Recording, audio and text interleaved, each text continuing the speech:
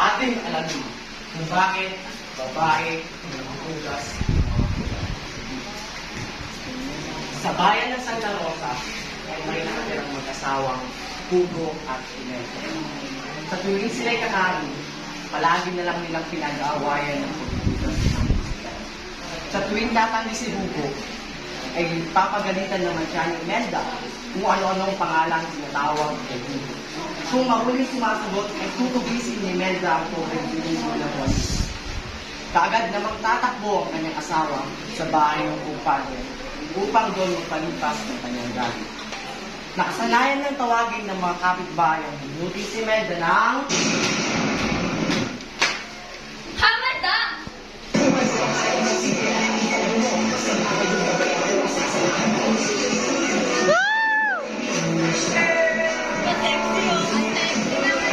Ang sexy ni Kamaldang, I love you!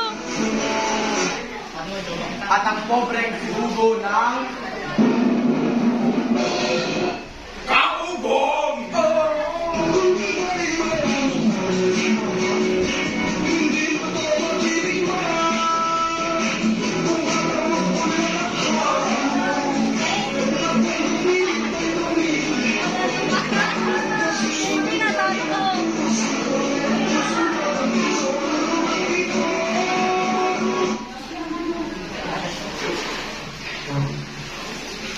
Pagkatapos silang kumain, matigas na sinabi ni Kaugong na Hindi na ako hugas sa mga pinggan! At sino? Huwag mong sabihin ako! Aba! Buong umaga na ako nag-aalaro, tapos ako pa mahugas sa mga pinggan? Hindi na ako kahit isang pinggan maghugas! tumayo si Kamalda. Lumewang at hinanap si Kaugong habang natatakot sa dulo ng mesa. Sige nga, ano gagawin mo? Matapos mong itali ang kalabaw mo sa bukid, may higaw ka na lamang? May hirap pa yun? Ano nga nagluluto? Nilinis ng bahay. Dahil ako ng mga tabi ikaw. Pati ko yung naman sa head. Pati ako makayos ng tita, may ako ang gumagawa. Tapos ngayon, ayaw mo pa magugas sa mga pinggan?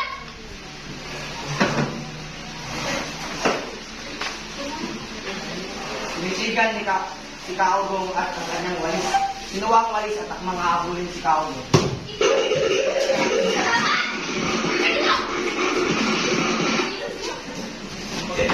Sige. Sumuot si Kaugong sa ilalim na. Ano untog? Sumuot si Kaugong sa ilalim ng mesa. Teka, teka! Huwag mo akong paluin! May naisip na akong problema na nandito sa problema natin! Sige! Dapat dyan! Sabihin mo kayo kung ano pala yung sinasabi mo!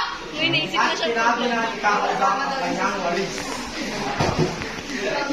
Upo si Kaugong sa tapat ng Kamalda. Kung ano?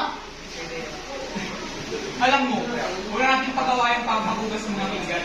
Dahil na lang natin sa isang paligsahan. Bawal magsalita pagkatapos ko sabihin ng salita ng isa. At ang matatalo siyang palaging mahugas ng mga pinggan. Yan lang! Kung matatalo yan sa maghugas ng mga pinggan, ha? Kasama na nga pala yung kawali? Oo! Kapag natalo ka, ikaw ang maghugas ng mga pinggan. Napakadali niyan! Kaya kung isara ang bibig ko kahit isang buwan, ikaw, kahit dalawang pinakausap mo. Wala ka na ba? Ay? What?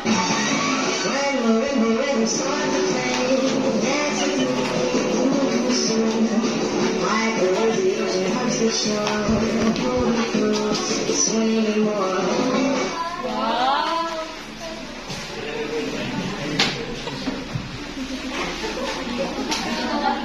Isa! At nag-umpisa na ang kanilang pagisa. Ngunit narinig ito ng isang Brother! Woo! Ay, wow!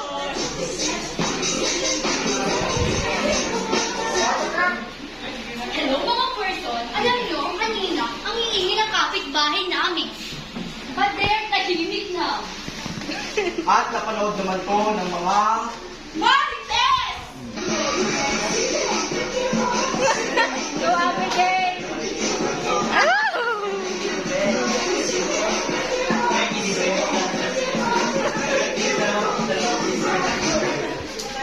Uy, pare!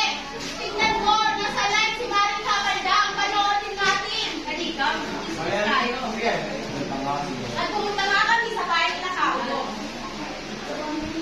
Pinatok na nga nila ang bahay nila Kamalda. Sabay sabi, Kumare! Kumpare! Wala atang tao! Tara, pasok tayo! Anong nangyayari dito, kumare, kumpare? Bakit hindi sila nagsasalita? I don't know. Nag-vlog na ako dito, no? Duh! Go, go, go! at nag-umpisa na naman silang mag-chismis. Ngunit naputol ang kanilang pag-uusap dahil narinig nila ang mga batang nag-aaway.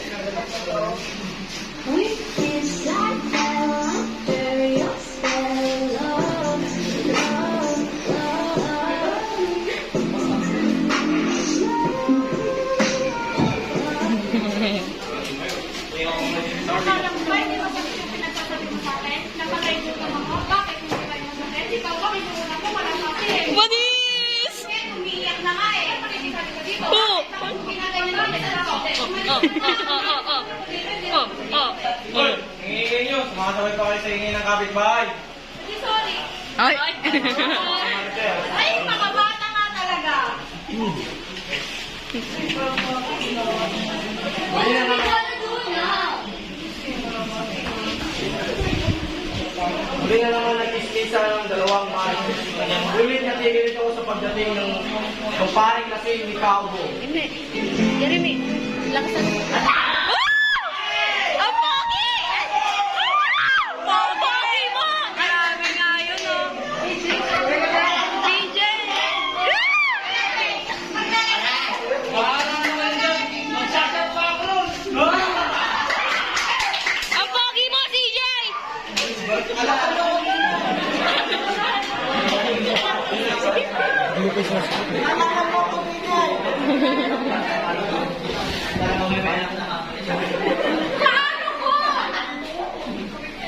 Paano ko? Ba't ka naiyak?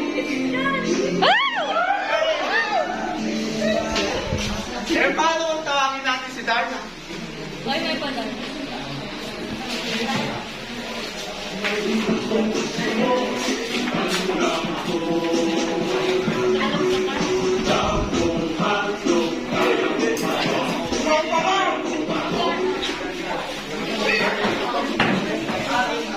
Sige!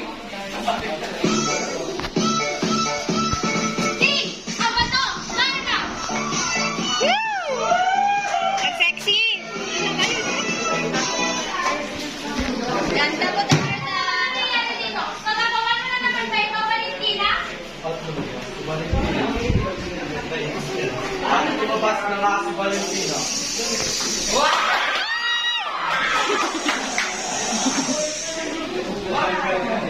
No!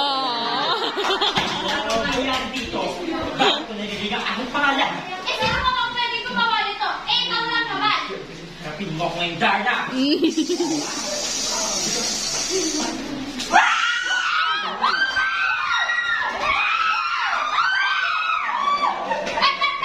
Pwede ba nagtigilan natin to? Hindi ka ba nagsasawa kang maaway sa akin? Pwede ba magpati na lang tayo?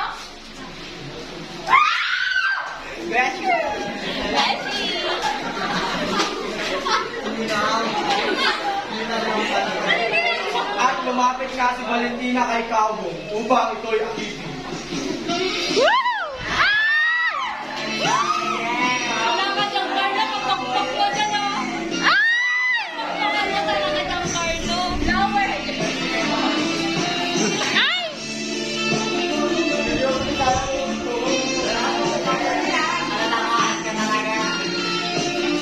Kaya pala. Asawa. No. Teka. Hindi na pala tatama yun. Ay! Sa tingin mo magugustuhan na ng asawa ko, pero ahas ka ba din? Natalo ka! Nagsalita ka! Ikaw na ngayon ang pala magugas sa mga pinggan!